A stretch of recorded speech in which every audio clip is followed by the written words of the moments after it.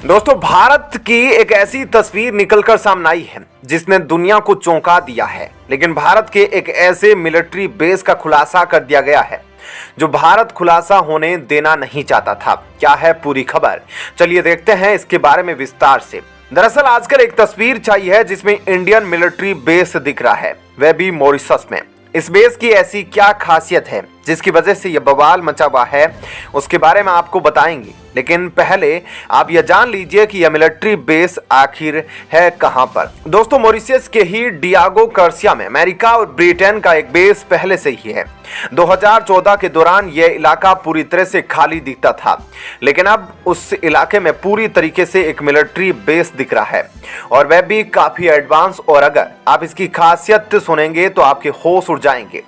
जो तस्वीर आपको दिखाई दे रही है उसमें दिख रहा है 3000 मीटर का एक रनवे, जिसमें बड़े आराम से भारतीय नेवी की बोइंग P-8I उतर सकती है। और इस फैसिलिटी को बढ़ाने के लिए अब तक 650 करोड़ रुपए खर्च किए जा चुके हैं। यहाँ पर फ्यूल स्टोरेज से लेकर इंटेलिजेंस इंस्टॉलेशन तक भी है, और ऐसे हथियार है जो कि खासतौर पर निगरानी के लिए मशहूर है। वैसे भारत मॉरिशस के साथ साथ सेशेल्स से भी इस तरह की कुछ एग्रीमेंट्स करना चाह रहा था। 2015 में भारत में सेशेल्स के साथ एक एग्रीमेंट बनाया भी, लेकिन वहां की जनता के विरोध की वजह से फिर से एक रिवाइज्ड डील करनी पड़ी थी, जो कि 2018 में की गई थी।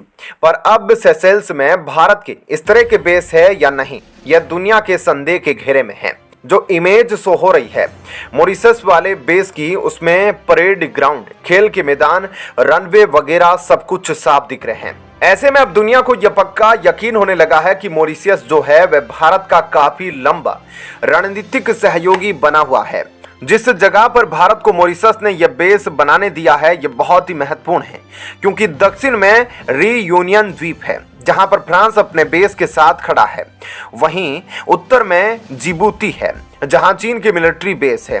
तो इस इंडियन बेस से दो चीजें काफी आराम से साधी जा सकती है।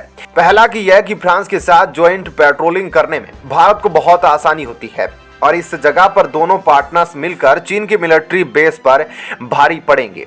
और दूसरा, सर्विलांस के लिए भारत दक्षिणी अफ्रीका के जितने व्यापारिक रास्ते हैं जो कि चीन के एनर्जी ट्रेड के रास्ते हैं, मतलब कि यही चीन के व्यापार को बहुत बड़ा हिस्सा है, जिस पर आसानी से भारत यहीं पर बैठे बैठे नजर रख सकता है।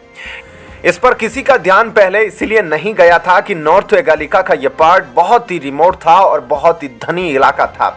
यहाँ पर लोगों का ध्यान नहीं जाता था, और मुश्किल से 300 लोग यहाँ पर रहते हैं।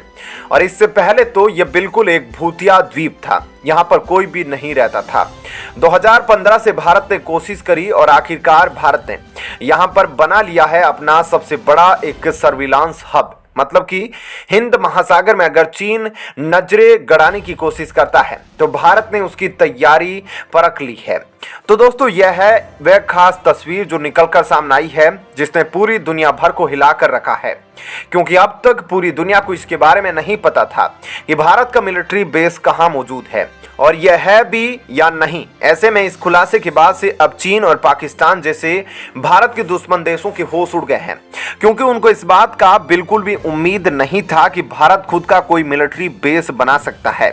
ऐसे में हाल ही में आई इस तस्वीर ने पूरी दुनिया को हैरान करके रख दिया है, और एक बार फिर से भारत ने अपनी ताकत पूरी दुनिया के सामने साबित कर दी है।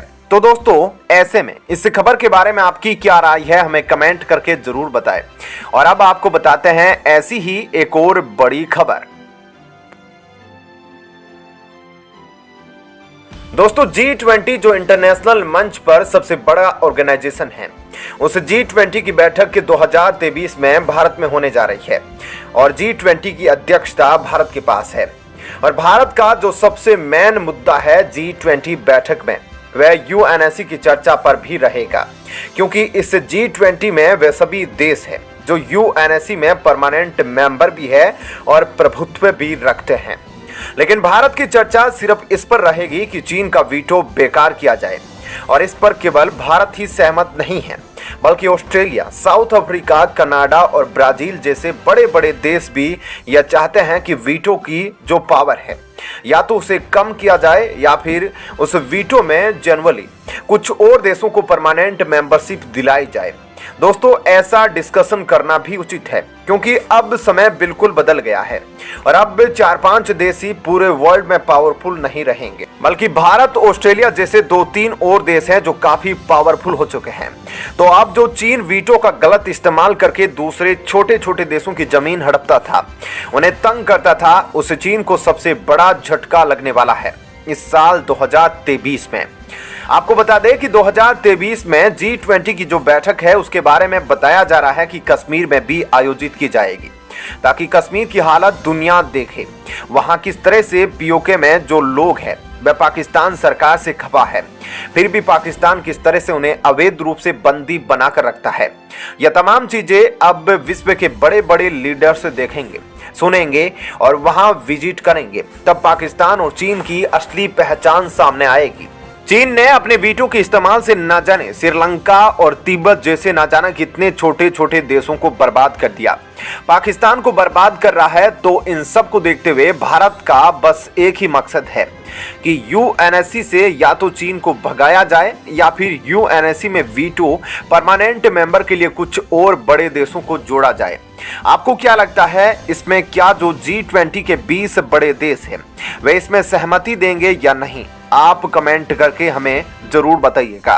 आपको थोड़ा सा G20 के बारे में बताते हैं जो 2023 में भारत में होने वाला है। यह सम्मेलन कब से होता हुआ आ रहा है, पहली बार कब हुआ था और इस सम्मेलन में कौन कौन से देश है, यह तमाम चीजें आपको थोड़ा सा डिटेल में बताते हैं। दोस्तों G20 यानी कि ग्रुप ऑफ 20 एक अंतर्राष्ट्रीय आर्थिक सहयोग का प्रमुख मंच है। यह सभी प्रमुख अंतर्राष्ट्रीय आर्थिक मुद्दों पर वैश्विक संरचना और अधिशासन निर्धारित करने और उसे मजबूत करने में महत्वपूर्ण भूमिका निभाता है। G20 की स्थापना 1999 में एशियाई वित्तीय संकट के बाद वित्त मंत्रियों और केंद्रीय बैंक के गवर्नरों के लिए वैश्विक आर्थिक और वित्तीय मुद्दों पर चर्चा करने के लिए एक मंच के रूप में की गई थी। 2007 के वैश्विक आर्थिक और वित्तीय संकट के मद्देनजर G20 को राष्ट्र अध्यक्षों के स्तर तक उन्नत किया गया था और 2009 में इसे अंतर्राष्ट्रीय आर्थिक सहयोग हेतु प्रमुख मंच के रूप में नामित किया गया था। G20 शिखर सम्मेलन हर साल एक क्रमिक अध्यक्षता में आयोजित किया जाता है।